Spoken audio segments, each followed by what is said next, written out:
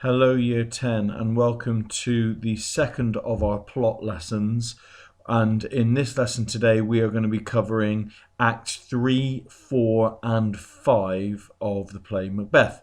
Your title today is The Plot, Act 3, 4 and 5. Once you've got that written down, I would like you to just do this do now activity. From what you know already about the story and the characters, so from our two previous lessons, write down a one sentence prediction as to what you think will happen to our hero Macbeth at the end of the story. Now, in my previous lessons, I have kind of alluded to what happens at the end of the story, so you can use that. Or you can, if you didn't pick that up, you can just think, right, well, what do I know about Macbeth? What do I think about the path that he's started to go down? And where do I think it might lead? Is it going to be a happy ending? And what will that look like? Is it going to be a sad ending? And what might that look like? Okay, you can pause the video while you write that down and get the title written down. And then we will start the lesson properly. Okay, so we're going to move straight in now to Act 3. Just a little bit of a recap. If you remember, in Acts 1 and 2, we met Macbeth and Banquo just as they were coming off the battlefield victorious. Just as they do that, they meet three witches, and they give these witches give Macbeth a prophecy that he will be a king, that he will be crowned Thane of Cawdor, and then he will be king. And then they gave a prophecy to Banquo.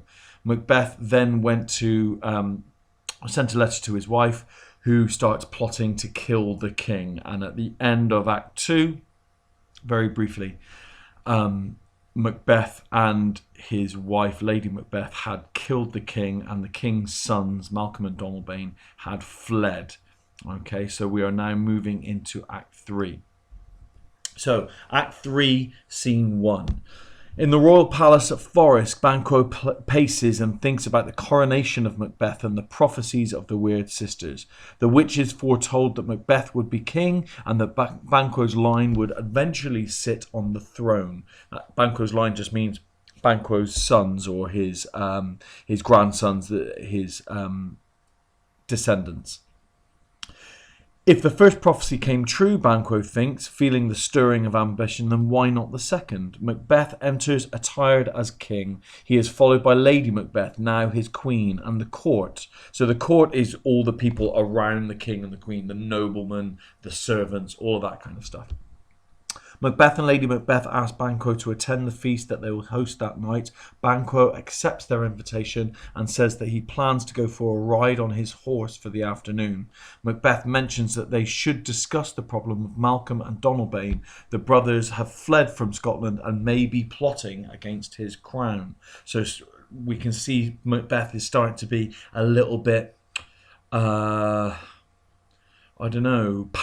probably. He's paranoid about people coming through and challenging him on the crown. We know that because he killed the king, he didn't get the crown properly. He is not the real king. Banquo departs and Macbeth dismisses his court. He is left alone in the hall with a single servant, to whom he speaks about some men who have come to see him. Macbeth asks if the men are still waiting and orders that they be fetched. Once the servant has gone, Macbeth begins a soliloquy, which is a speech that he speaks to the audience. He muses on the subject of Banquo, reflecting that his old friend is the only man in Scotland who he fears. So he fears Banquo. He notes that if the witch's prophecy is true, this will be a fruitless crown, by which he means he will not have an heir. The murder of Duncan, which weighs so heavily on his conscience, may have simply cleared the way for Banquo's sons to overthrow Macbeth's own family. The servant re-enters with Macbeth's two visitors. Macbeth reminds the two men, who are murderers he has hired, of a conversation he had with them the day before, in which he chronicled the wrongs Banquo had done them in the past. He asks if they are angry and manly enough to take revenge on Banquo. They reply that they are, and Macbeth accepts their promise that they will murder his former friend. Macbeth reminds the murderers that Fleance must be killed along with his father, and tells them to wait within the castle for his command. So he's ordered the death of his friend and fellow soldier Banquo and Banquo's son Fleance. Act 3, Scene 2. Elsewhere in the castle, Lady Macbeth expresses despair and sends a servant to fetch her husband. Macbeth enters and tells his wife that he too is discontented, saying that his mind is full of scorpions. He feels that the business that they had begun by killing Duncan is not yet complete, because there are still threats to the throne that must be eliminated. Macbeth tells his wife that he has planned a deed of dreadful note for Banquo and Fleance, and urges her to be jovial, which is joyful or happy, and kind to Banquo during the evening's feast, in order to lure their next victim into a false sense of security. So, and this is a very famous quotation that I've given here in line 37. So we've got Act 3, Scene 2, line 37. "Oh, full of scorpions is my mind, dear wife," Macbeth says to Lady Macbeth, and it's a lovely little image that we've got there of a mind full of scorpions. I'm sure you will look at that in greater detail as the term goes on.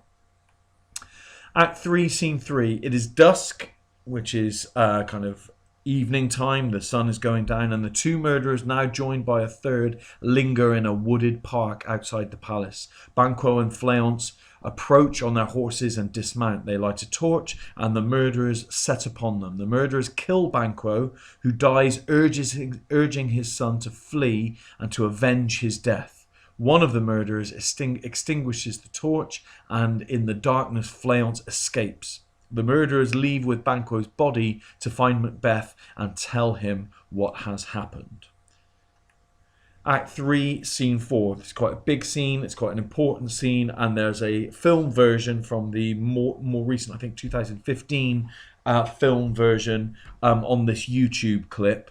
If you would like to watch that, just to get a good sense of what the scene might look like in the film.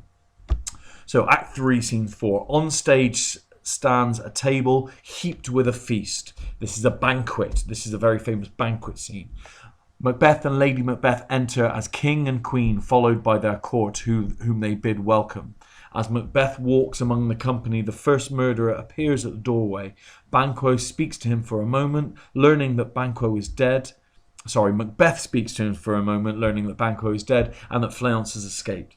The news of Fleance's escape angers Macbeth. If only Fleance had died, he muses, his throne would have been secure.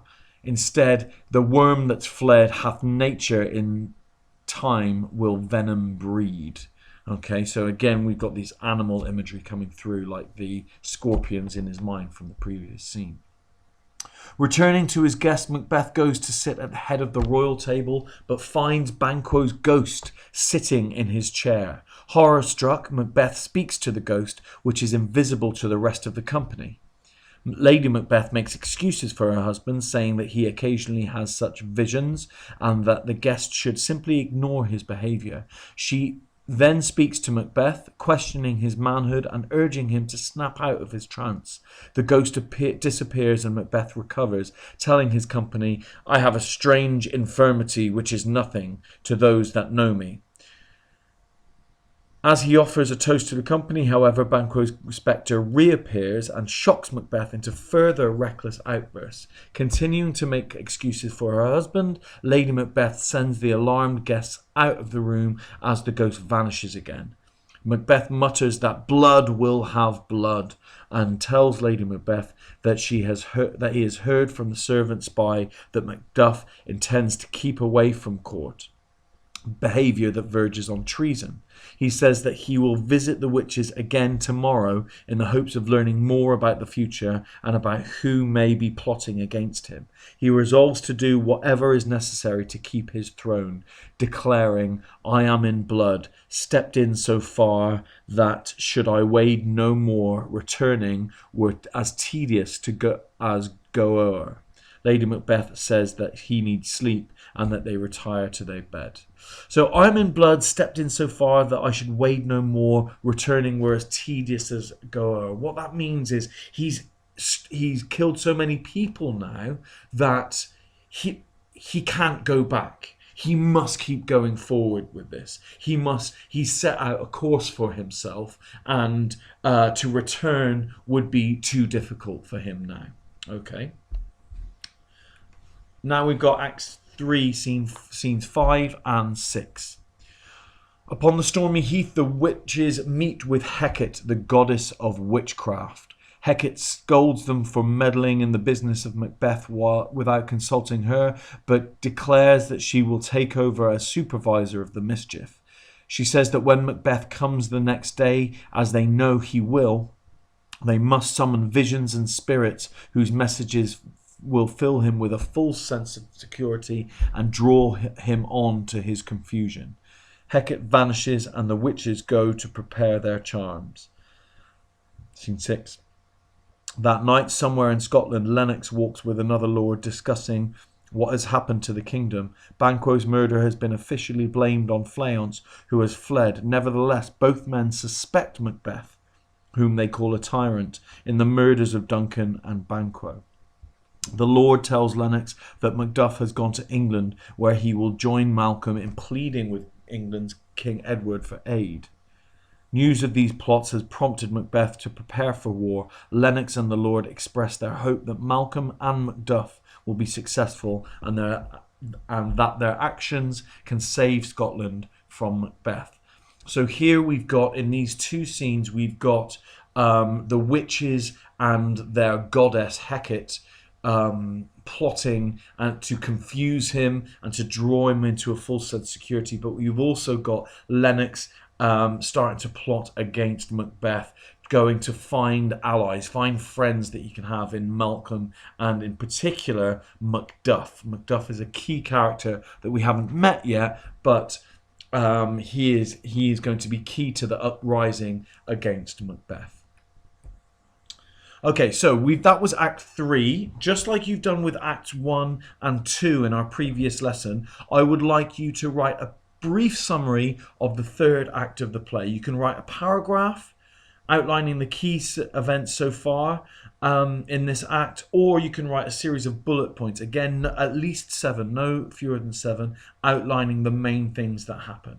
Pause this video while you are just doing an Act 3 summary. Okay, we are now going to move into Act 4, the second from last act of the play. This is Act 4, Scene 1. In a dark cavern, a bubbling cauldron hisses and spits, and the three witches suddenly appear on stage. They circle the cauldron, chanting spells and adding bizarre ingredients to their stew. Eye of newt and toe of frog, wool of bat and tongue of dog. Hecate materials and compliments the witches on their work. One of the witches then chants, "By the pricking of my thumbs, something wicked this way comes." In fulfillment of the witch's prediction, Macbeth enters. He asks the witches to reveal the truth of their prophecies to him. To answer his question, they summon horrible apparitions, each of which offers a prediction to allay Macbeth's fears.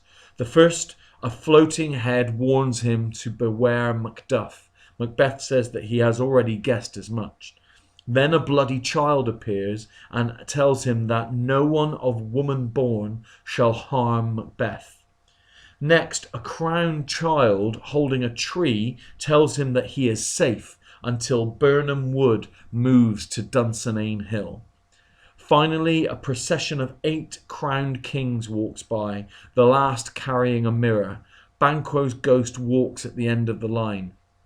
Macbeth demands to know the meaning of this final vision, but the witches perform a mad dance and then vanish. Lennox enters and tells Macbeth that Macduff has fled to England. Macbeth resolves to send murderers to capture Macduff's castle and to kill Macduff's wife and children. So we can see in this now, by these new prophecies, that he is even more paranoid. Killing Banquo has not stopped his paranoia. And he is now stooping so low as to not just kill people, but kill women and children. Okay? There is a performance of this scene on the YouTube clip here, if you would like to see it in its full. Act 4, Scene 2.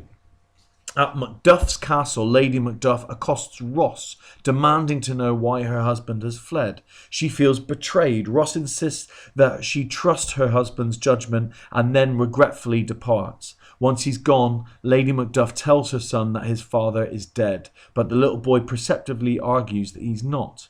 Suddenly, a messenger hurries in, warning Lady Macduff that she is in danger and urging her to flee. Lady Macduff protests, arguing that she has done no wrong. A group of murderers then enters. When one of them denounces Macduff, Macduff's son calls the murderer a liar, and then the murderer stabs him. Lady Macbeth turns and runs, and the pack of killers chases after her. So Macduff's wife and children have been killed now. Act 4, Scene 3.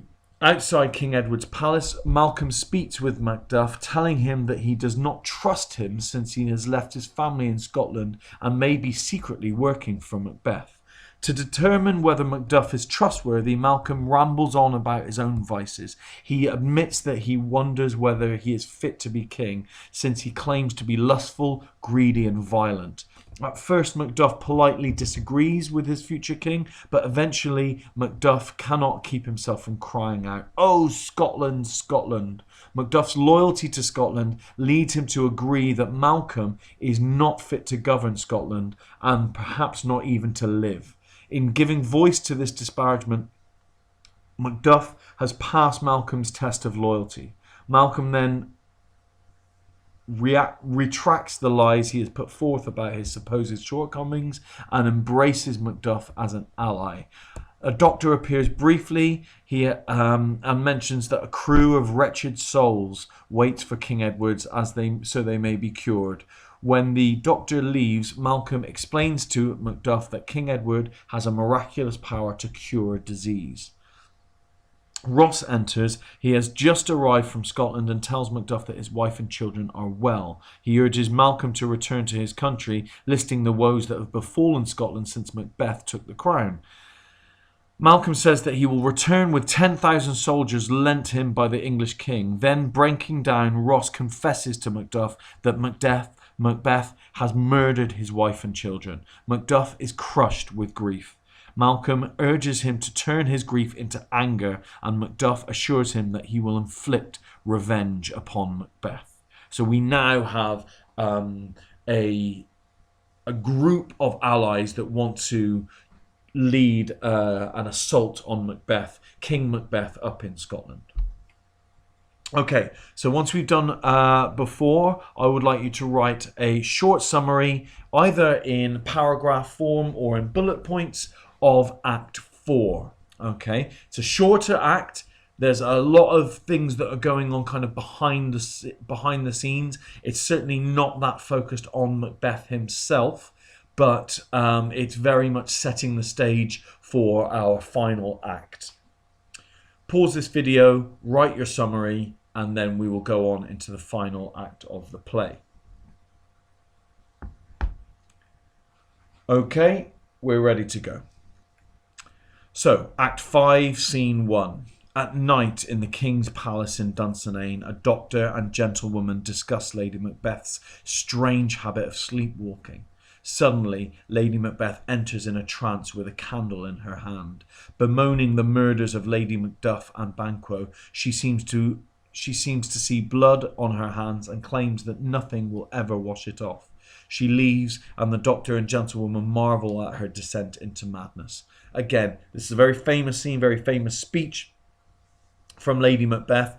And there's a YouTube clip of a performance of that here. So I would recommend that you look at that. Act 5, Scene 2. Outside the castle, a group of Scottish lords discusses the military situation. The English army approaches, led by Malcolm, and the Scottish army will meet them near Birnam Wood, apparently to join forces with them. The tyrant, as Lennox and the other lords call Macbeth, has fortified Dunsinane Castle and is making his military preparations in a mad rage. So again, we hear about Macbeth here. We don't see him in that scene. Act 5, Scene 3. So it moves very quickly. These scenes move very, very quickly. Scene 3. Macbeth strides into the hall of Dunsinane with the doctor and his attendants, boasting proudly that he has nothing to fear from the English army or from Malcolm, since none of woman born can harm him, and since he will rule securely till Birnam Wood removed to Dunsinane. So you can see that he's using the second of the prophecies of sets of prophecies, from the witches, to feel that he is invincible, he is immortal, he cannot be killed. He calls his servant Satan, who confirms that an army of 10,000 Englishmen approaches the castle. Macbeth insists upon wearing his armour, though the battle is still some time off. The doctor tells the king that Lady Macbeth is kept from rest by thick coming fancies, and Macbeth orders him to cure her of her delusions. Act 5, Scene 4. In the country near Birnam Wood, Malcolm talks with the English Lord Seward and his officers about Macbeth's plan to defend the fortified castle. They decide that each soldier should cut down a bough of the forest and carry it in front of them as they march to the castle, thereby disguising their numbers. So we can see that Birnam Wood will actually march on Dunsinane Hill. So one of the prophecies that the witches gave him earlier on in the play is coming true. Act 5, Scene 5. Within the castle, Macbeth blusteringly orders that banners be hung and boasts that his castle will repel the enemy. A woman's cry is heard and Satan appears to tell Macbeth that the queen is dead. Shocked, Macbeth speaks numbly about the passage of time and declares famously that life is a tale told by an idiot, full of sound and fury, signifying nothing.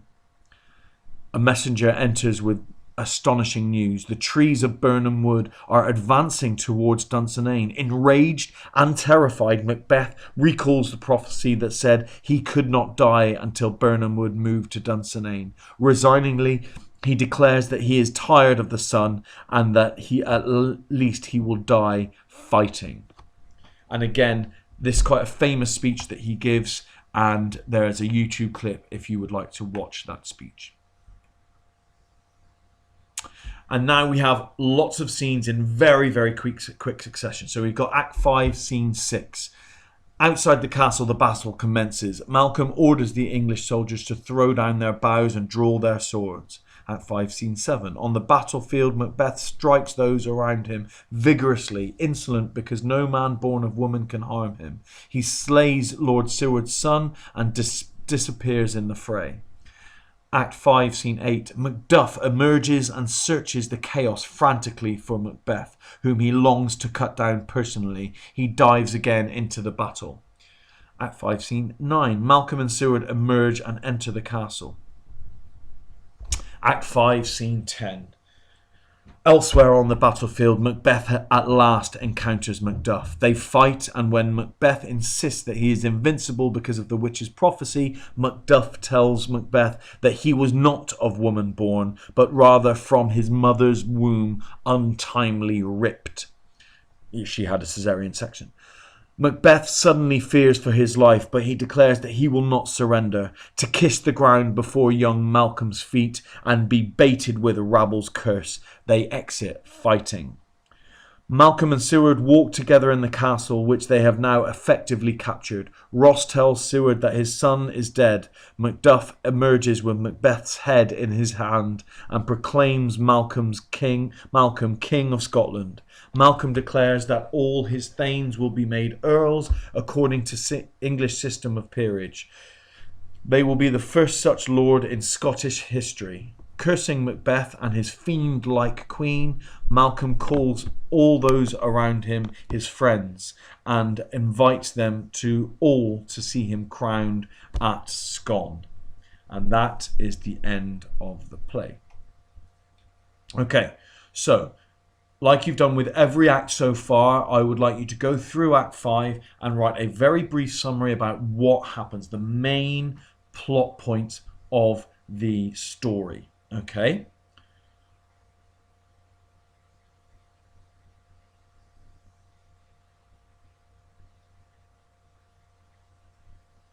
Okay, so you've done that now. If you haven't, you should pause it and do it now. And so now we're just going to have a very quick quiz, and that will be the end of the lesson. So, question 1. What does Macbeth hire men to do? Protect him from assassins? Kill Macduff and his family? Find the witches so he can talk to them again?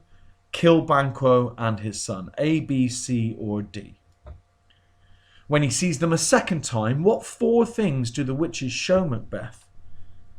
A head, a blood child, a crown and a serpent. B, an armed child, a bloody child, a crowned child with a tree in his hand, 8 kings followed up by Banquo's ghost with a mirror. C, armed head, visions, crowned child with a tree in his hand and a battlefield. Or an armed head, a bloody child, a crowned child with a tree in his hand, 8 kings followed by Banquo's ghost with a mirror. A, B, C, or D? Question 3. What does Macbeth have Macduff's family and servants... Sorry, I'll ask that question again. Why does Macbeth have Macduff's family and servants killed? Is it A, Macduff is not loyal and Macbeth wants to kill his family as they could kill him? Is it B, Macduff is not loyal to Macbeth and Macbeth is angry? C, Macduff is angry with Macbeth and he is afraid?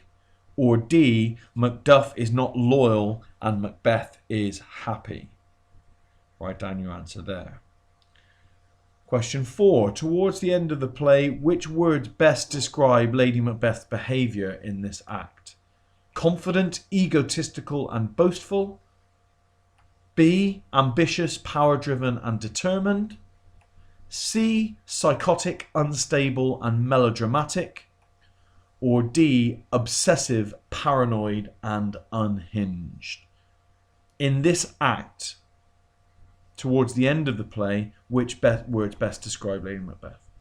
Macbeth does not fear death at the hands of the rebels because he has A, extensive battle experience, B, faith in the witches' prophecies, C, little reason to go on living, D, no awareness of the rebels' strength. A, B, C, or D?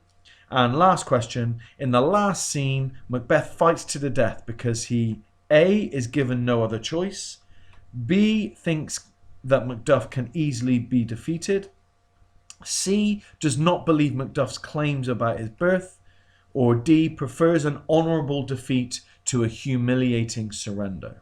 This last question is a little bit more tricky. You may need to go back through to get your answer. Okay, so the answers are question 1, D, question 2, D, question 3, A, question 4, D, question 5, B, and question 6, D. That is the end of our plot lessons now. I've gone through all of the acts and the main points in those. Hopefully by the end of these 2 lessons on plot, you guys will have now, with your act summaries, a really good outline of the story. Okay? It's really important that you have these act summaries so that you've got a basic idea of the story. As what's going to happen as you go through is you're going to be analysing in detail and you're going to be focusing on the language. It's Shakespearean language. It's not like the language of modern day Britain, as you well know. And so to have a basis of knowledge of the plot and the characters is very, very important, so that you can put your thinking and your learning onto the language now in upcoming lessons. Good luck, Year 10. Your next few lessons will be with another English teacher, but it's been a pleasure talking to you, and I hope that you get a lot out of these lessons. Hopefully we'll see each other very soon. Bye-bye.